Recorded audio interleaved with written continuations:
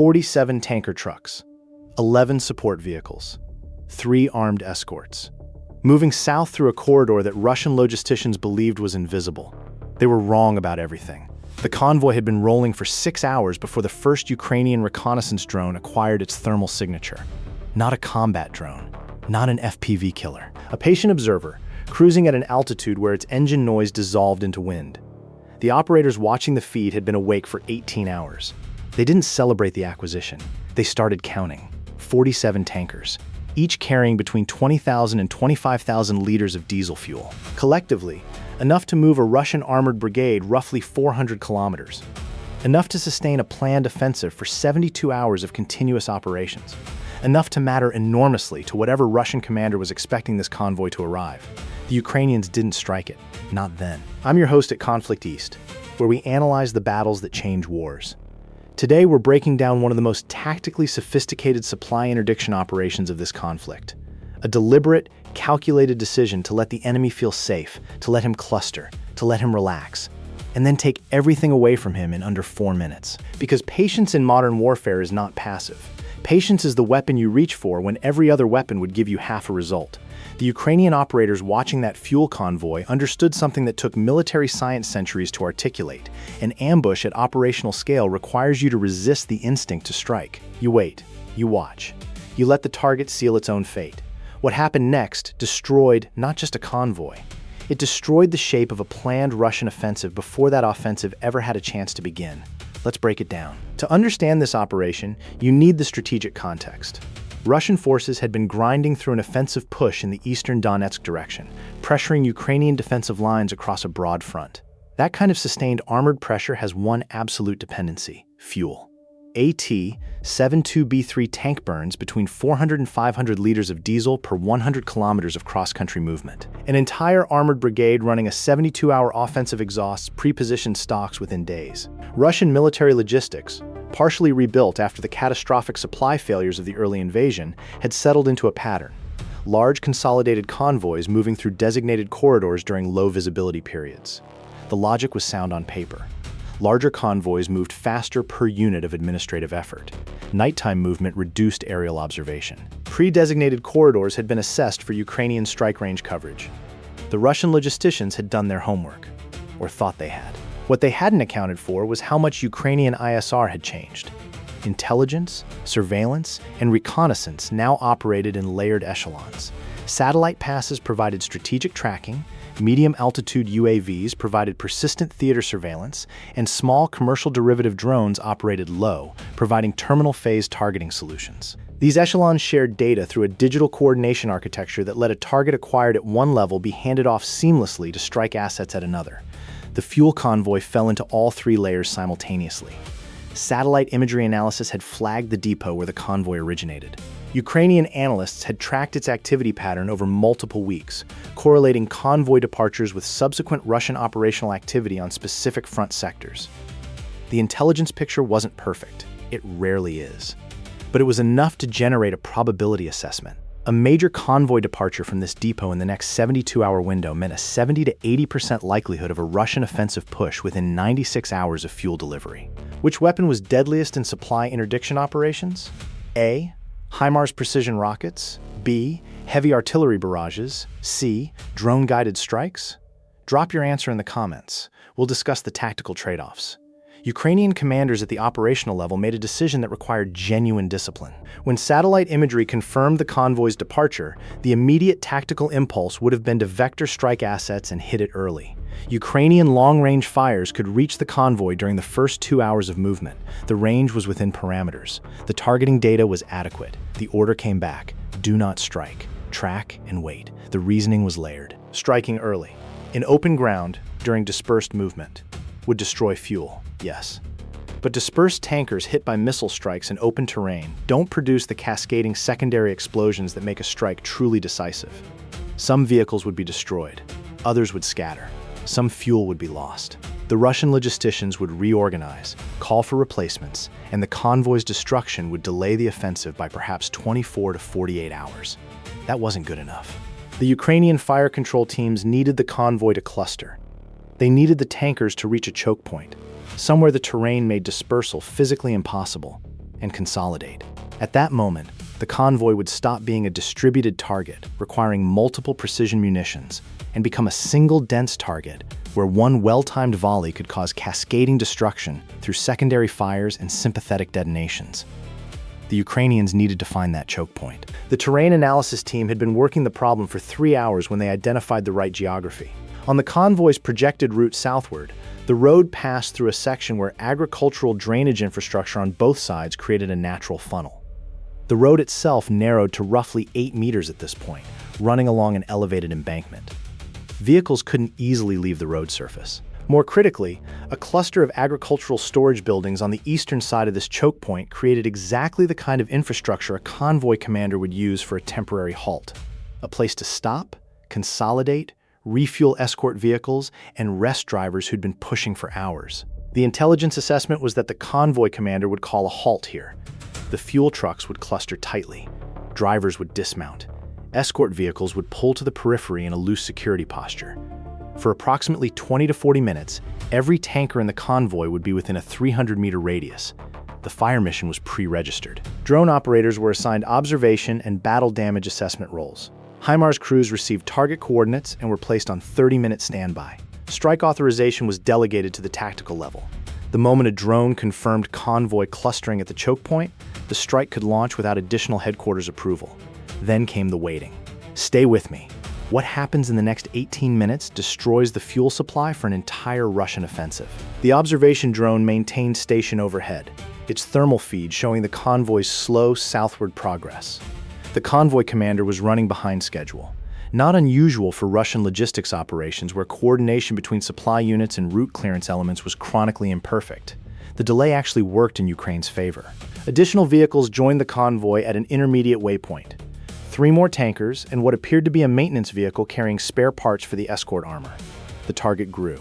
Drone operators tracked the convoy's speed, projected its arrival at the choke point, and updated the fire mission timing window. HIMARS crews were informed. Strike aircraft assigned as a secondary option received updated parameters.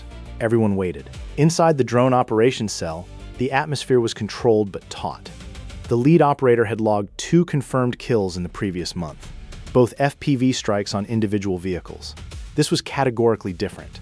The feed showed dozens of heat signatures moving in loose column, the tanker's engine compartments glowing white-hot against cool ground temperature. Every few minutes, the operator quietly updated the vehicle count into his headset. The number kept growing. 47, 50, 53. Each addition made the patience harder and more necessary. The convoy commander, sitting in the cab of a command vehicle near the front of the column, appears to have believed he was operating in a dead zone. Ukrainian strikes in this corridor had been infrequent over the preceding weeks. A deliberate Ukrainian operational decision to let Russian confidence in the route build, preserving it for a moment exactly like this one. The absence of prior strikes wasn't safety. It was the setup. At approximately 2:40 in the morning, the lead tankers reached the choke point. The convoy did exactly what the terrain analysis predicted. The lead vehicles slowed on the narrow embankment section. The column compressed as trailing vehicles caught up. The convoy commander called a halt at the agricultural storage complex. Vehicles pulled off the road where the shoulder permitted. Where it didn't, they stopped in column on the road surface itself. Drone thermal feeds showed the cluster forming. 58 vehicles, counting the additions picked up en route, within a 400-meter stretch of road and immediate surroundings, drivers dismounting. Small cooking fires visible on thermal, a detail that struck the drone operators observing the feed, the mundane humanity of exhausted men boiling water for tea at 3 in the morning, unaware that 8 kilometers of sky above them held witnesses to their own destruction. The observation drone operator transmitted the confirmation code. Target clustered. All elements present. Engagement authorized. The HIMARS crew had been waiting with target coordinates loaded. The M142 high-mobility artillery rocket system is straightforward to employ once targeting data is prepared. The crew executes a firing sequence that takes less than 90 seconds from ready to fire to round away. The M31A1 unitary rocket carries a 90-kilogram high-explosive warhead. Its GPS-aided inertial navigation system guides it to within meters of its target coordinates at ranges up to 70 kilometers. At closer ranges, impact arrives faster than any warning system could alert the convoy below. How many vehicles did Ukrainian forces destroy in this operation? A. 23 vehicles, B. 38 vehicles, C. 50 or more. We'll give you the answer before the end. Keep watching. The first volley consisted of 6 M31A1 rockets, fired in a ripple sequence over roughly 40 seconds. 6 distinct launches. 6 rockets climbing into the pre-dawn darkness, their GPS receivers tracking position updates 100 times per second, their guidance fins making continuous micro-corrections. The convoy commander had roughly 90 seconds of life remaining. He spent them drinking tea. The first impact struck the densest cluster of vehicles, the section of road where 6 tankers had compressed together during the halt, unable to move forward because the lead driver was still inside the storage complex. The warhead's 90-kilogram charge detonated at ground level, the overpressure wave sufficient to rupture the nearest fuel tanker's aluminum hull panels. 20,000 liters of diesel fuel ignited. The fireball was visible from 15 kilometers. The secondary explosion from the first tanker propagated to adjacent vehicles. 2 more tankers ruptured. Their fuel ignited in a cascade that moved faster than any of the dismounted drivers could run. The thermal feed, which had been showing individual heat signatures of vehicle engines and small human figures, turned into a single enormous white bloom as the camera's sensitivity was overwhelmed by the thermal output of what was now, effectively, a fuel depot on fire. HIMARS rockets 2 through 6 arrived at 8-second intervals across the convoy's length. Each was targeted at a different section of the cluster, ensuring that vehicles at the rear and the escort armor at the periphery were not left undamaged. Rocket 4 struck the escort armor position directly, a BMP-2 infantry fighting vehicle and 2 MTLB armored transporters carrying security personnel. The escort commander had positioned his vehicles in what he believed was a protective perimeter. Instead, the grouping made them a secondary target package. The 6th HIMARS rocket impacted on the road embankment itself, 30 meters short of the storage complex, collapsing the embankment and creating a physical barrier that would prevent any surviving vehicles from moving south. 41 seconds from first impact to last. The fire burned for 6 hours. ConflictEast monitors Ukrainian General Staff reports and OSINT investigation streams, and the battle damage assessment that emerged in the hours following the strike was comprehensive enough to draw firm conclusions. Of the 58 vehicles in the convoy, Ukrainian drone surveillance counted 42 confirmed, destroyed, or mission killed, rendered incapable of carrying fuel or performing their assigned function. 11 more were assessed as damaged, with fuel contaminated by firefighting foam, mechanically disrupted by blast overpressure, or simply abandoned by surviving crew members who fled on foot. 5 vehicles at the very rear of the convoy, beyond the effective radius of the strike package, survived. Their drivers, those who hadn't dismounted, reversed at speed and withdrew northward. They carried perhaps 15% of the convoy's total fuel load. Personnel losses were significant. Ukrainian sources estimate between 40 and 60 Russian military personnel killed or wounded. Convoy drivers, escort troops, vehicle mechanics, and administrative personnel present at the halt site. The convoy commander's vehicle was identified in post-strike satellite imagery as a total loss in the impact zone of Rocket 3. Whether the commander survived is unknown. In the hours after the strike, Ukrainian signals intelligence monitored emergency traffic from the convoy's parent logistics unit.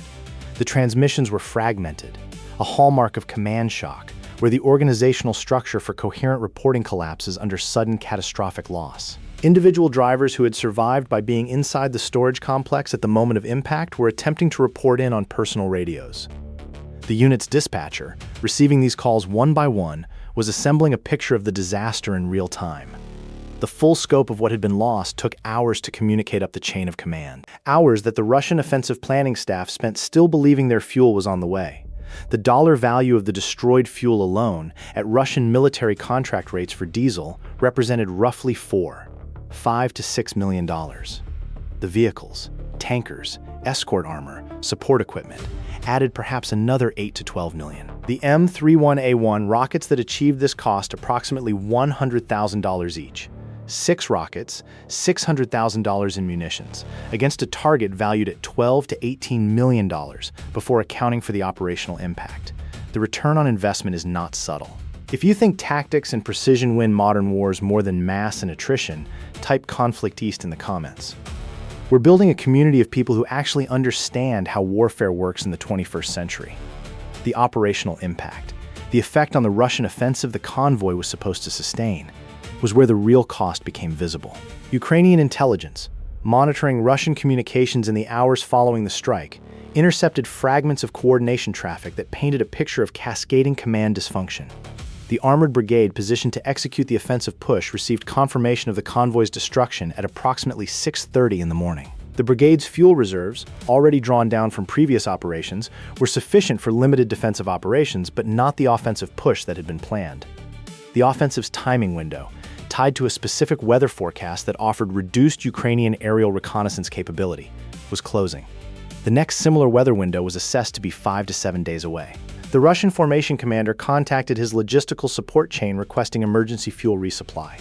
The response illustrated how thoroughly the convoy's destruction had disrupted not just the immediate operation, but the regional supply architecture. Replacement tankers were not immediately available. The emergency fuel request would take a minimum of 72 hours to fulfill. The offensive push would have to be postponed. Ukrainian frontline commanders, monitoring the expected axis of the planned Russian advance, reported during that 72-hour window, nothing. The reconnaissance-enforced probes that would have preceded a major push did not materialize. The armored assembly areas remained static. The advance that Ukrainian infantry units had been bracing to absorb never came. The formation never got the fuel. The weather window closed. The operational moment passed. What would NATO have done differently with this strike architecture? Would Allied doctrine have hit the convoy earlier or waited for the choke point? Drop your tactical analysis in the comments. This is what supply chain interdiction looks like at operational scale. Not destroying a tank, not eliminating a platoon, reaching into the enemy's planning timeline and removing the precondition for his next move before he can execute it. The Ukrainians had done this before. Strikes on Russian ammunition supply trains, fuel depot facilities, and railway infrastructure had been a persistent feature of Ukrainian deep fires operations throughout this period of the conflict.